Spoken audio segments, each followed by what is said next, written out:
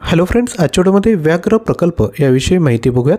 तर लक्षात घ्या, भारतातील सर्वात मोठे व्याघ्र प्रकल्प कोणते आहेत तर ते आहे नागार्जुन सागर, श्रीशैलम, आंध्र प्रदेश या ठिकाणी आहे. आणि सर्वात लहान व्याघ्र प्रकल्प जर विचारलं तर ते बोर, महाराष्ट्र या ठिकाणी आहे. भारतातील पहिले व्याघ्र प्रकल्प विचारलं तर ते आहे जिम कॉर्बेट, उत्तराखंड, 1973. एकूण व्याघ्र प्रकल्प 2025 पर्यंत विचारले तर ते आहेत एकूण 58. सर्वाधिक व्याघ्र प्रकल्प असलेली राज्य विचारले तर ते आहे मध्य प्रदेश. आणि भारतातील व्याघ्रांचे राज्य म्हणून विचारलं तर ते आहे मध्य प्रदेश.